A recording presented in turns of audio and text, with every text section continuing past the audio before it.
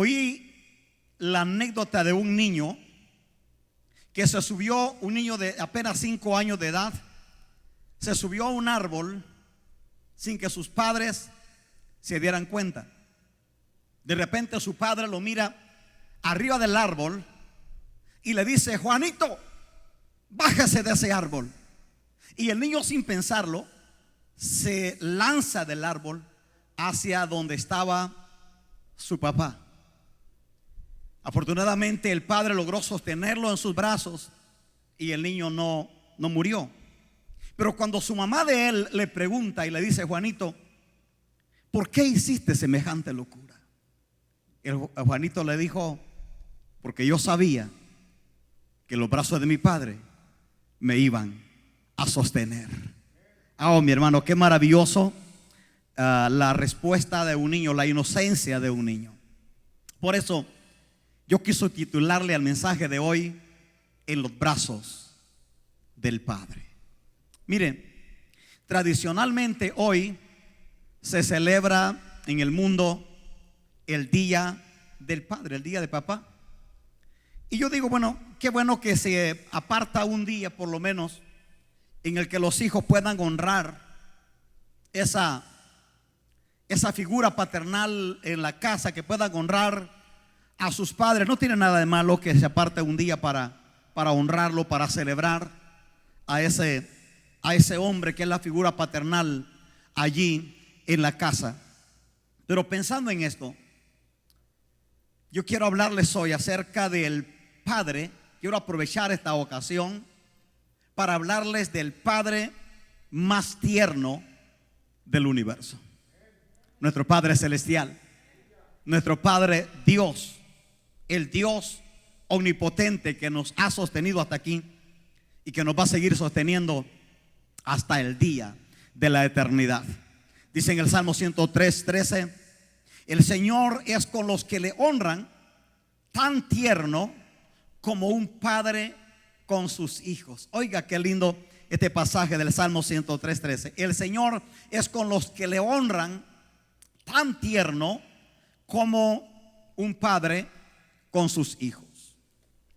Y el apóstol Santiago dice en el capítulo 1 de su carta y el versículo 17: toda buena dádiva y todo don perfecto desciende de lo alto, del Padre de las luces, en el cual no hay mudanza ni sombra de variación.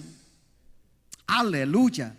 Hermanos, el Antiguo Testamento solamente registra 15 referencias de Dios como Padre, pero todas ellas están hechas de forma colectiva y sobre todo para referirse al pueblo hebreo. Pero con la llegada de Jesucristo, ya Dios no solamente revelado como un Padre colectivo, como creador de todas las cosas, sino que Jesús lo reveló a la humanidad como un Padre personal. Y hermanos, Jesús fue el primero que le llamó Padre a Dios aquí en esta tierra. De hecho, le costó la vida, lo condenaron, lo mataron porque él dijo que era hijo de Dios. Dijeron que era una blasfemia, porque Israel y todo el mundo no conocían a Dios como un Padre personal, lo conocían como un Padre colectivo, porque Él es creador de todas las cosas. Déjeme y le explico esto antes de avanzar. Dios, como creador, Él es el Padre de todo y de todos. ¿Ha escuchado usted que la gente dice todos somos hijos de Dios?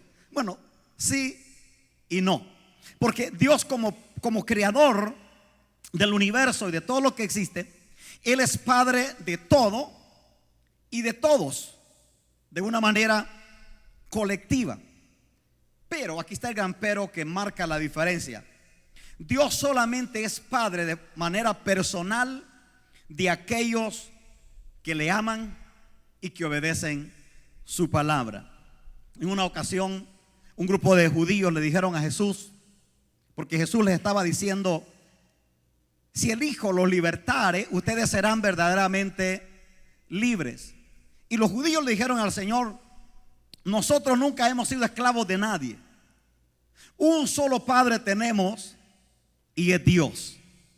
Y hermano, me agrada la manera, la sagacidad que Jesús tenía para enfrentar y para responder a este tipo de cosas. Jesús les dijo: si ustedes fueran hijos de Dios, si vuestro Padre fuera Dios, entonces me amarían, porque yo de Dios he venido, pero ustedes procuran matarme, le dijo Jesús. Estoy narrándole Juan capítulo 8, versículo del 41 al 44. En el 44 Jesús le dice: ustedes son de vuestro padre el diablo, porque los deseos de vuestro padre ustedes quieren hacer. ¿Ven la diferencia? O sea, estos judíos eran hijos de Dios colectivamente, como por creación, o sea, porque Dios los había creado, aunque tenían la promesa, pero ellos no lo conocían a Dios como un Dios personal, como un Padre personal. O sea, no es lo mismo ser hijo de Dios de manera colectiva por creación que ser hijo de Dios de manera personal por adopción. No sé si me estoy explicando acá, pero mire, dice el capítulo 1 del Evangelio de Juan, Jesús hablando aquí, dice en el versículo 11, hablando de él. Acuérdese que en el versículo 1 del capítulo 1 de Juan, Jesucristo dice: en el principio era el verbo. Y ese principio no es el principio de las cosas, no es el principio de la creación, es el principio eterno, de la eternidad. Y Jesús dice: en el principio era el verbo era con Dios y el verbo era Dios. Pero en el 11 Jesús dice: a lo suyo vino. No dice a los suyos, dice a lo suyo vino. ¿Cuál era lo suyo? Salvar la humanidad. Pero luego dice: y los suyos, ahora sí está hablando acerca de el pueblo judío, de la creación, dice: y los suyos no le recibieron. Versículo 12: pero a todos los que le recibieron, a los que creen en su nombre, a ellos les dio potestad de ser hechos hijos de Dios. ¿Logramos entender la diferencia?